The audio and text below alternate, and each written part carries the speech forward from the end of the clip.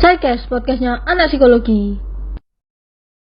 Halo semuanya, buat kalian yang belum tahu apa itu Saikes itu kegiatan yang dilakukan setiap bulannya dengan tujuan mengenalkan siapa aja sih atlet-atlet di psikologi Ubaya dan memberikan pengetahuan seputar olahraga.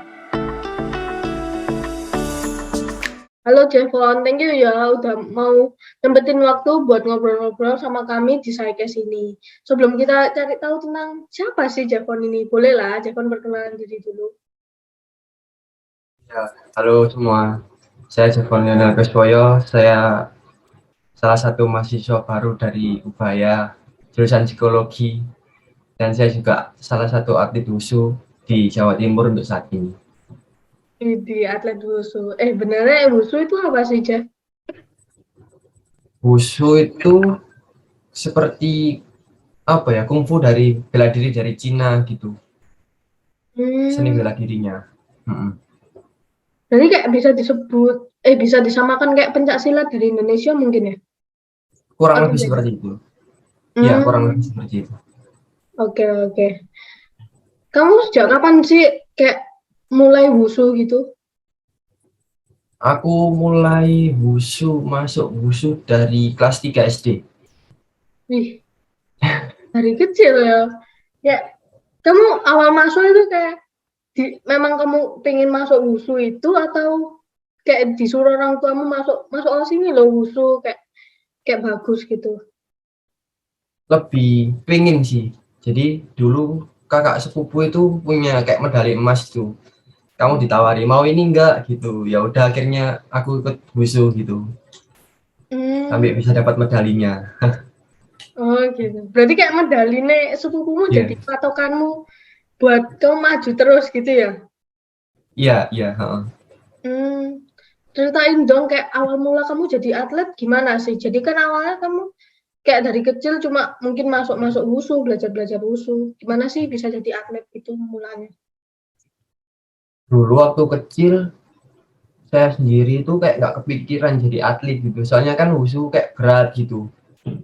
Untuk pertama kali saya masuk situ kayak nangis setiap hari latihan gitu.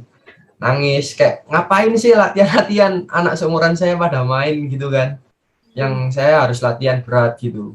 Terus akhirnya kelas 5 saya mulai ada prestasi dan saya baru merasakannya di kelas 6 dapat beasiswa di Hmm. sekolah SD. Terus Oh, lanjut sampai sekarang, ya puji Tuhan dapat beasiswa juga di Ubaya. pede. Awal awal lomba itu lomba apa? Langsung se-Jawa Timur atau kayak antar Enggak. sekolah? Dulu lombanya cuma antar kota aja sih dulu. Heeh. Enggak Hmm. langsung jenjangnya tinggi enggak kok. Semua kan dari awal, dari bawah Oke. dulu. Oh ya, setauku ya, aku kan cari-cari nih tentang wusu. Kayak wusu itu ada macam-macam kategorinya nggak sih? Bedanya apa Iya, sih tiap kategori itu? kategorinya ada Taulu sama Santa ya. Kalau yang Taulu itu kayak seni bela dirinya. Kalau yang Santa kayak yang fight-nya, seni bela diri yang fight-nya. Jadi ya kayak fight gitu. Terus di Taulu sendiri juga ada beberapa kategori. Jadi ada kayak Nanjian, Jiangjian, Taiji. Ya kebetulan saya dulu Jiangjian terus pindah ke Taiji. Soalnya kayak ya udahlah lihat kesempatan, lihat peluang juga kan. Ya. Gitu. Apa sih bedanya yang kamu sekarang kan Tai Chi yang sama yang dulu Ya, apa sih bedanya? Kok kamu bisa ngeliat yang peluang itu? paling kerasa dalam jurusnya ya. Kalau Jiangxian kan jurusnya cepat gitu. Jadi Hmm. kayak 1,5 menit gitu udah selesai. Kalau Taiji kan 5 menit, 4 menit gitu. Yang Jadi paling kayak kerasa di situ sih. Heeh. hmm, jadi kayak sekarang lebih nggak capek gitu ya, kayak nggak langsung satset gitu ya, gitu dah. Lebih capek sih. Lebih Oh, capek sih. Soalnya hmm. kan butuh daya tahan yang cukup lama juga kan gitu. Kayak 5 menit terus belum kalau tanding dredegnya itu kan lebih lama. Oh, oke oke. Iya. Oke, ini ya buat Jevon, pasti yang menjadi atlet tuh butuh namanya konsisten. Nah, Iya. menurut Jevon nih, apa motivasi Jevon supaya bisa tetap konsisten hingga sekarang ini? Apa?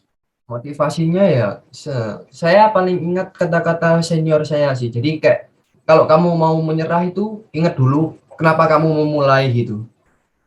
Ya kayak gitu sih ya. Jadi kayak ingat oh ya sih saya udah segini gitu. Daripada lanjutin gitu aja sih Kak.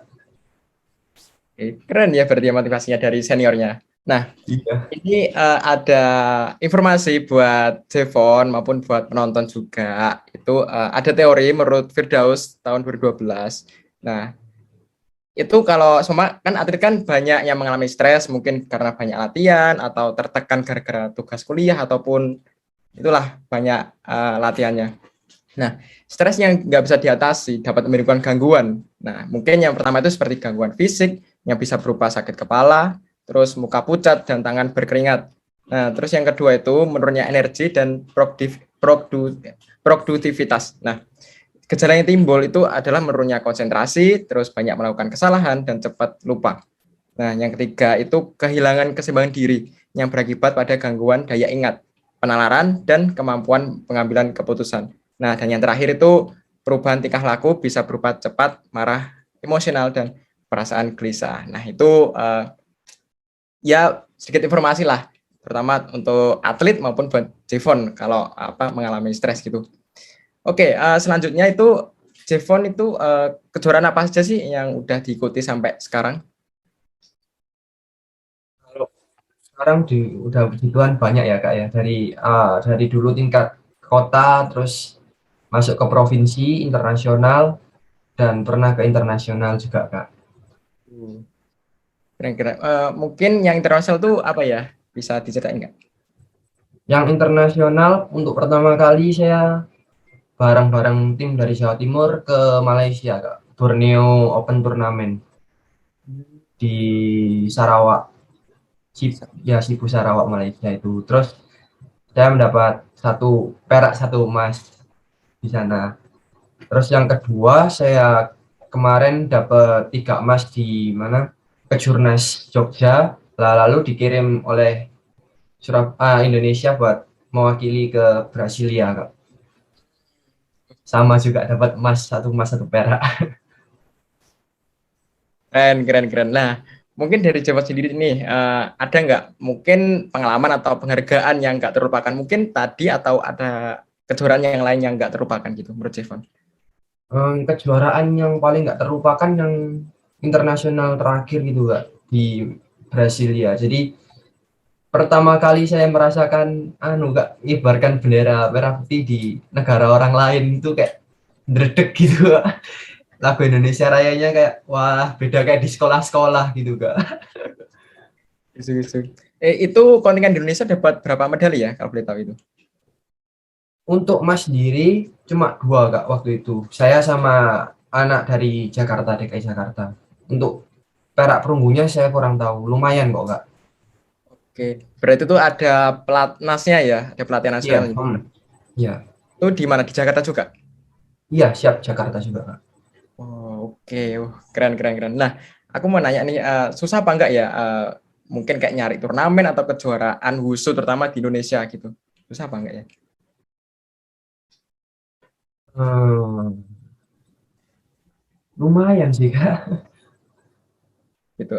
Mungkin kan sedikit berbeda ya sama mungkin lebih tenar karate, taekwondo Ya, atau pencak gitu ya. Mungkin kesulitannya gimana? Bisa dijelasin enggak ya? untuk kesulitannya mungkin kayak ya nggak ada sih Kak. Soalnya kan tiap tiap tahun ada semua Kak. Oh, Sudah di ada dari pusatnya ada. oke. Event-eventnya ada. Berarti Porprov kemarin ikut enggak ya? Ada. Porprov iya ikut kemarin tahun Porprov kemarin. Oke, dapat medali enggak? Atau Mas Kak kemarin. Ini persiapan Porprov lagi yang pertengahan tahun ini Kak. Ikut itu enggak seleknas SEA Games? Ada Oh, enggak? belum Kak. Belum. Untuk SEA Games belum saya Kak. Oke. Semoga. Amin, amin. Oke, terus aku juga mau nanya, mungkin dari Jevon sendiri porsi latihannya dari wushu itu Iya. bisa diceritain nggak susah beratnya gitu? Kalau porsi latihan, kalau atlet berat sih Kak. Apalagi kayak sudah masuk kayak porprov apa-apa itu kan latihannya berat. Saya dulu pernah waktu sebelum ke Brasil itu latihannya kayak pagi lari, terus sampai jam berapa, sampai jam 10-an, terus jam 3 lanjut lagi sampai jam 6 sampai jam 7 gitu Kak. Wah, itu sampai hot in cream satu buat sehari paling Kak. Kaki mati rasa udah. Aduh, Berat ya berarti ya porsi latihannya juga. berat Tuh. ya. Mungkin dari Jevon sendiri ada nggak mungkin rutinitas atau kegiatan sakral gitu yang sebelum bertanding gitu, ada nggak? Kegiatan sakral apa ya Kak? Paling kalau sebelum bertanding kayak ngomong-ngomong dulu sama orang tua gitu, kayak doa-doa gitu aja Kak sih. Biar apa ya, sudah pasrah-pasrah gitu aja Kak. Oke, oke deh. Semangat ya. Siap Kak. Nah, terus, Javon ini kan tadi katanya udah dari kelas 3 SD ya, mulai wushu. Nah, terus itu kan kayak roller coaster gitu ya, kayak berat, tapi juga ada senengnya gitu, kayak menang-menang, juara. Boleh diceritain dikit nggak sih, kayak susah senangnya selama jadi atlet wushu tuh secara umum kayak gimana sih?